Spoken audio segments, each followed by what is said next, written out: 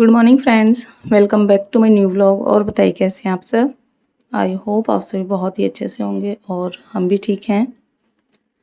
तो फ्रेंड्स, सुबह का टाइम है और क्लीनिंग का सारा जो भी काम है वो हो गया है। मैं भी नहा चुकी हूँ और मैं जा रही थी खाना बनाने के लिए कि इतने में जो है बच्चे नहाने के लिए चले गए। तो फिर मुझे अपना काम छोड़कर जो है बच्चों को नहलाना पड़ा और यहाँ पर अभी को नहलाकर मैं ले आई थी, उसके कपड़े वगैरह चेंज कर दूँगी। वैसे तो जो है बाबू तो अपने आप नहा लेती है, बट हेयर वॉश करना पड़ता है उसका और अभी को तो मुझे ही नहलाना होता है। तो यहाँ पर बस अभी को जो है मैंने कपड़े वगैरह उसके पहना दिए थे। यहाँ पर उसका जो हेयर्स हैं वो भी मैंने कॉम्ब कर दिए हैं।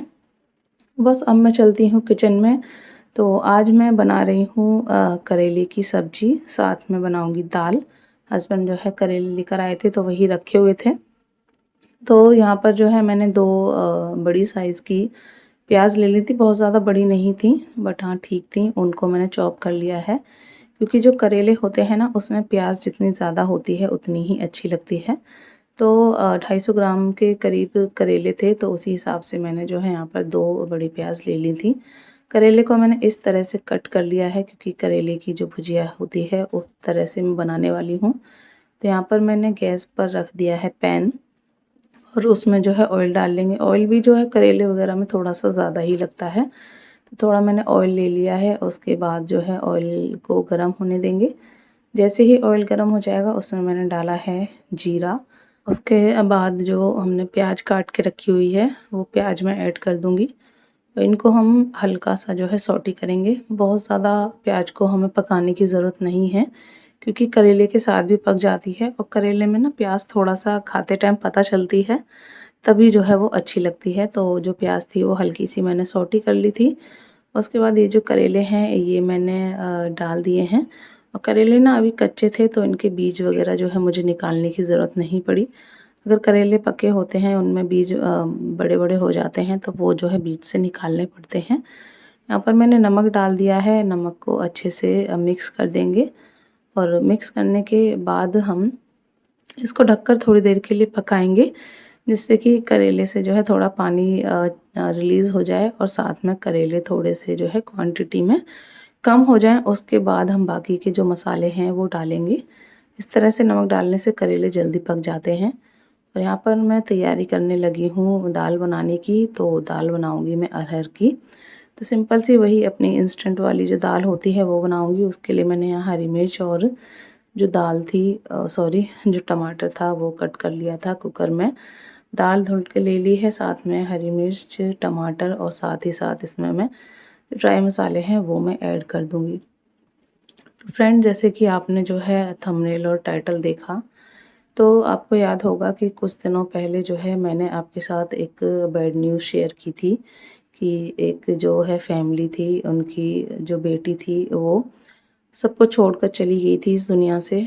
तो जो वो थे ना वो भी हस्बैंड के स्टाफ में ही थे। और आज सुबह-सुबह जब हम उठे ना तो फिर से हमें एक बहुत बुरी जो न्यूज़ थी वो मिल गई। वो भी जो है हस्बैंड के स्टाफ के ही हैं।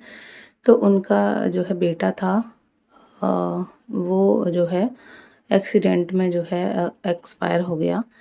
तो इतना सच में बुरा लगा ना कि मैं आपको क्या बताऊँ। अभी जो वो वाली न्यूज़ थी वो ही मेरे दिमाग से निकल नहीं पा रही थी, क्योंकि होता है ना कोई भी इंसान इस तरह की न्यूज़ तो अगर किसी अनजान इंसान की भी मिल जाए तो दुःख होता है। फिर अगर कोई जानने पहचानने वाला हो उसके साथ ऐसा कुछ हो जाए तो सच में बहुत ज़्यादा बुरा लगता है।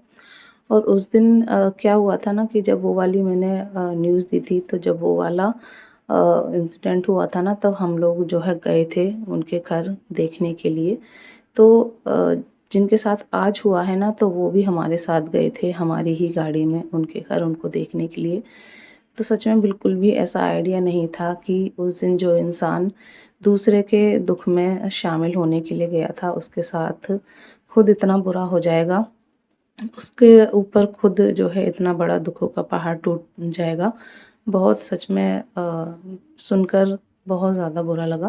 तो यहाँ पर मैं तो नहीं गई थी, हस्बैंड गए थे और बाकी का पूरा स्टाफ गया था। तो उनका बड़ा बेटा था और उम, शायद एमबीबीएस कर रहा था, सही से मुझे पता नहीं है, कहीं बाहर अपने घर से दूर, वहीं पर जो है एक्सीडेंट हो गया और वो ऑन द स्पॉट जो है ख़त्म हो गया। तो एक माँ-बाप के लिए इससे बुरी खबर तो कोई हो ही नहीं सकती है, और सच में मेरा तो यही सोच-सोच के जो है बुरा हाल रहता है कि क्या बीत रही होगी उन माँ-बाप पर जिनके साथ ऐसा कुछ हो जाता है। जब हम अनजान लोगों का सुनकर जो है ये हाल होता है, तो जिनके साथ होता है उन पर क्या बीतती है। तो बहुत ही जो है दुखद खबर है, बहुत ज़्यादा सच में। सभी लोगों को बहुत ज़्यादा दुःख हुआ, क्योंकि अभी कुछ ही दिन हुए हैं, कुछ ही दिन पहले मैंने वो न्यूज़ आपके साथ शेयर की थी, और दोनों ही जो है हस्बैंड के स्टाफ के ही हैं। दोनों के साथ भगवान ने इतना बुरा किया। उनका जो है बच्ची और बच्चा उनसे जो है छीन लिया। तो यही था, सुबह-सुबह ही खबर मिल जाती है ना, तो फिर सारा दिन बेकार चला जाता है। वो वाली जो न्यूज़ थी, वो भी सुबह-सुबह ही मिली थी जब हम लोग उठे ही थे, और ये न्यूज़ भी जो है सुबह मिल गई थी। ये फिर भी थोड़ा लेट मिली थी, बट जो वो वाली न्यूज़ थी ना, वो तो सुबह जैसे ही उठे थे तभी तुरंत ही मिल गई थी। तो वही सारी चीज़ें, बहुत ज़्यादा जो है दुःख की बात होती है, ऐसा कुछ अगर किसी के साथ हो जाता है। माँ-बाप अपने बच्चे को पालते हैं, पोसते हैं, पढ़ाते हैं, लिखाते हैं, इतना पैसा खर्च करते हैं, और फिर वो ऐसा कुछ हो जाए तो ये समझ लीजिए वो जो परिवार होता है एक तरह से बिखर जाता है। माँ-बाप जीते जी जो है मर जाते हैं। आगे सब कुछ होता है, सब सारी चीज़ें चलती हैं, लेकिन जो दुःख होता है वो इंसान कभी नहीं भूल पाता। तो वही सारी चीज़ है। तो यहाँ पर देखिए खाना वगैरह मेरा बन गया था, और खाना खाकर हस्बैंड चले गए ऑफ़िस।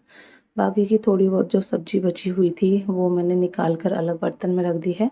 बर्तन सारे खाली कर कर मैंने डाल दिए हैं सिंक में धुलने के लिए, और बस अब जल्दी से अपना जो मैं ये जो क्लीनिंग है किचन की वो कर देती हूँ। बच्चों को भी खाना दे दिया था, तो बच्चों ने भी जो है खाना खा लिया है। तो बस यहाँ पहले सूखे कपड़े से ही मैंने पूरा जो किचन काउंटर और गैस था उसको क्लीन किया। उसके बाद कपड़े को गीला कर कर अच्छे से उसका पानी निकाल कर मैंने फिर से जो है इसको पूरा पोंछ दिया है। नीचे जो बर्तनों का कैबिनेट है उसको भी क्लीन कर दूँगी। थोड़ा बहुत आटा जो गिरता है उस पर जम जाता है, और रैक भी बस थोड़ा-सा जो है मैंने क्लीन कर दिया है। ऊपर तो मैंने पहले ही क्लीन करके ही जो चीज़ें थी वो लगाई थी। उसके बाद आया है नंबर बर्तन धुलने का। तो बस जल्दी से जो बर्तन है वो भी मैं यहाँ पर धुल कर रख देती हूँ। तो बर्तन थोड़े से भी ज़्यादा हो जाते हैं ना, तो मुझे 2 बार में धुलने पड़ते हैं।